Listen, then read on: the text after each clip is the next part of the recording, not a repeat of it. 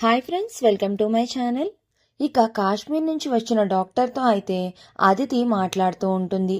మీరు అహల్యతో మాట్లాడారు కదా, తను మీకు తెలుసా, ఆమెతో అసలు ఏం మాట్లాడారు అని అయితే అడుగుతూ ఉంటుంది అదితి.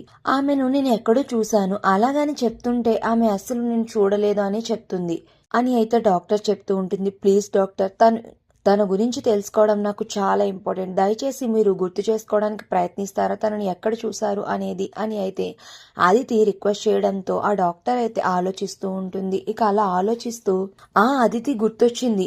ఆమె ఒక 6 months బ్యాక్ అయితే స్పృహ కోల్పోవడం వల్ల మా క్లినిక్కి అయితే తీసుకుని వచ్చారు. అప్పుడు తను ప్రెగ్నెంట్ అయిందని వాళ్ళకి నేనే చెప్పాను కాశ్మీర్లో అని అయితే ఆ డాక్టర్ చెప్తుంది. ఇక అది విని అదితి ఒక్కసారిగా షాక్ అయిపోతూ, ఏంటి, కాశ్మీర్లో ఉండగానే అదితి ప్రెగ్నెంట్ అయిందా?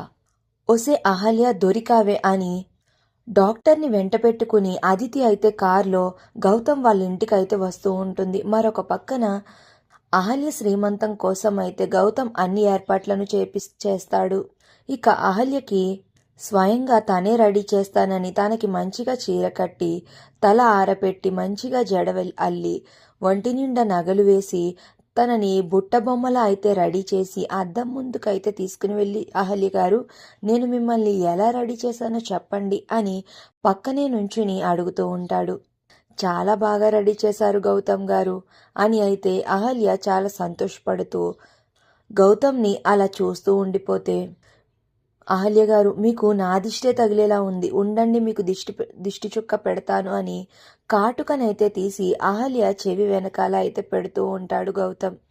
ఇక అహల్య అందంగా ఉండడంతో తనని చూసి తనలో తాను మురిసిపోతూ ఉంటాడు గౌతమ్. మరొక పక్కన అదితి కార్ అయితే వచ్చి గౌతమ్ ఇంటి ముందు ఆగుతుంది. మరి భానుమతికి ఇప్పుడు నిజం తెలిస్తే ఎలా రియాక్ట్ అవుతుంది? అహల్య కడుపులో ఉంది ఇంద్రబిడ్డే అన్న నిజం ఇప్పుడు తెలిసిపోనుందా అనేది నెక్స్ట్ రివ్యూలో తెలుసుకుందాం.